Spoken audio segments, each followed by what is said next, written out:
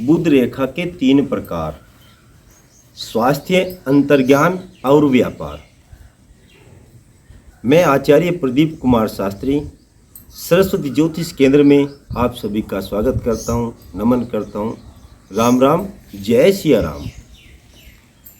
आज हमारा विषय है हाथों में, हस्त रेखाओं में जो बुध रेखा होती है उसके 3 प्रकार होते हैं। वे तीनों प्रकार किस प्रकार का परिणाम देते हैं, क्या दुष्परिणाम होता है, तीनों अलग अलग क्या लाभ करते हैं, क्या हानि करते हैं। सबसे पहले हमें ज्ञात होना चाहिए कि बुध रेखा होती क्या है, कहाँ से प्रारंभ होती है और कहाँ तक जाती है। जब बुध रेखा चंद्र पर्वत के ऊपर भाग्य रेखा से या जीवन रेखा से यदि मिलकर निकले, ये हमारी बुध रेखा यदि भाग्य रेखा से प्रारंभ हो तो बुध रेखा खराब होती है, या जीवन रेखा से भी मिलकर चले तभी भी स्वास्थ्य में हानि देती है बुध रेखा। यदि बुध रेखा जीवन रेखा और भाग्य रेखा से अलग होकर निकले और निकल करके मस्तिष्क रेखा पर जाकर ठहर जाए, तब इस रेखा को बुध रेखा नहीं कहेंगे।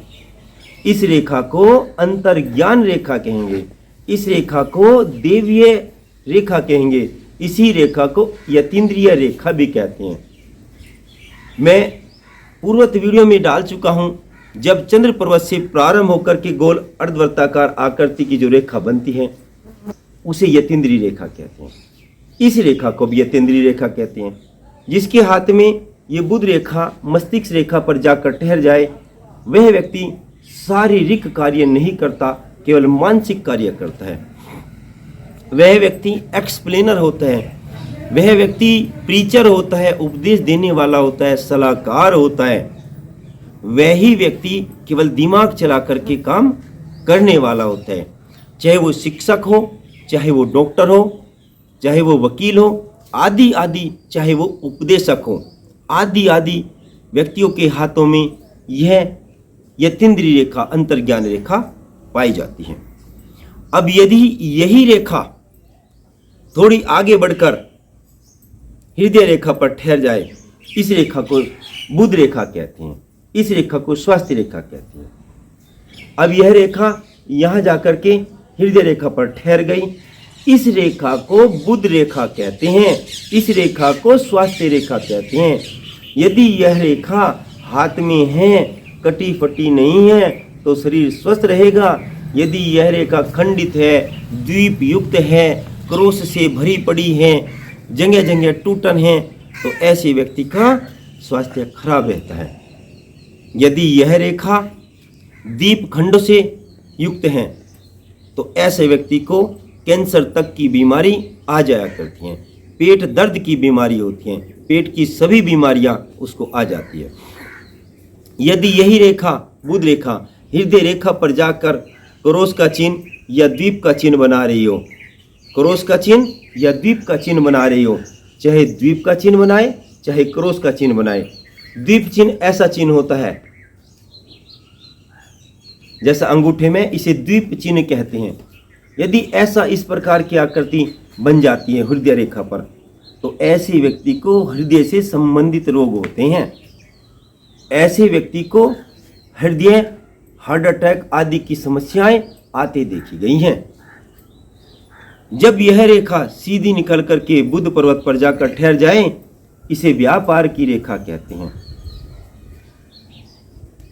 जब बुध रेखा बुध पर्वत पर जाकर ठहर जाए तो इसे व्यापार की रेखा कहते हैं। जिस हाथ में इस प्रकार की रेखा होती है, स्वस्थ हो, सुंदर हो, बीच में कहीं कटी फटी ना हो, खंडित ना हो, द्वीप युक्त ना हो, ऐसा व्यक्ति बड़ा व्यापारी होता है। उसे बड़ा अंतर्ज्ञान होता है, वो तन से भी स्वस्थ रहता है और मन से भी स्वस्थ रहता है। यदि इस रेखा में कोई चंद्र पर्वत से रेखा निकल कर आ जाए, तो ऐसा व्यक्ति उसको पूर्वाभासी हो जाता है, उसका ज्ञान अंतर्ज्ञान में बदल जाता है। ऐसा व्यक्ति व्यापार से बड़ा लाभ कमाता है, बड़ा धनी होता है। ऐसे व्यक्ति धन से भी संपन्न होता है, तन से भी संपन्न हो जाया करता है। जिस व्यक्ति के हाथ में स्वास्थ्य रेखा, बुध रेखा और अंतर्ज्ञान रेखा किसी भी भाग में खंडित ना हो, जीवन में सुख सुविधाएं उसकी सहचरी बन जाती हैं। इसे बुध रेखा कहते हैं। यहाँ से यहाँ तक की रेखा को यदि यहाँ से निकलकर हृदय रेखा पर ठहर जाए, इसे स्वास्थ्य रेखा कहते हैं। यदि भाग्य रेखा, जीवन रेखा से निकल करके मस्तिष्क रेखा पर जाकर ठहर जाए, इसे अंतर्ज्ञान रेखा कहते हैं। यदि हाथ में इस प्रकार की रेखा स्वस्थ है, सुंदर है, दीप युक्त नहीं है, क्रोश से भरी पड़ी, क्रोश चिन्ह नहीं है, तो ऐसे व्यक्ति व्यापार में भी, अंतर्ज्ञान में भी और शरीर में भी तीनों प्रकार से स्वस्थ रहेगा, प्रसन्नचित रहेगा। जय हिंद, जय भारत।